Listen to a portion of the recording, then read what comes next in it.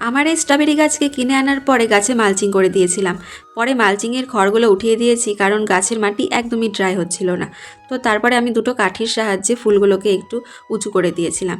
তো দেখো সেই ফুলগুলো কিন্তু খুব সুন্দরভাবে বেঁচেও আছে আর ফলেও পরিণত হয়েছে। আর তার দেখো প্রায় 15 দিন পরে ফুলে কিন্তু খুব সুন্দর কালারও চলে এসছে। আর ফলের সাইজটা খুব একটা বড় না হলেও খুব একটা ছোটও নয়। আবার তারপরে দেখো এই যে আবার কালার চলে এসছে। গাছটা কিন্তু পাতাগুলো ভীষণ হেলদি। আর এখানে কিন্তু একটা দুটো স্ট্রবেরি ধরেনি, একসঙ্গে 5টা ধরেছে। তার মধ্যে একটা একটু বেশি পেকে গেছে, আর সেটাকে আজকে আমি হারভেস্ট করব। এই প্রথমবার আমি স্ট্রবেরি হারভেস্ট করব। এর আগে আমি স্ট্রবেরি বাজার থেকে কিনে খেয়েছি, আজকে বাড়ির স্ট্রবেরি খেয়ে দেখব। কালারটা দেখছো কতটা সুন্দর, আর ভালোই কিন্তু বড়ও হয়েছে। আমার এই স্ট্রবেরি গাছের যত্নের পেছনে কিন্তু আমার অবদানের থেকে তোমাদের মধ্যে কয়েকজনের অবদান রয়েছে।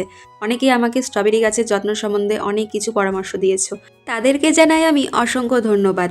আর আগের কিছু ভিডিওতে নাম নেওয়ার জন্য কমেন্টস করেছিল আদুরি বিশ্বাস আর কিট, তোমাদেরকে জানাই অনেক অনেক ভালোবাসা।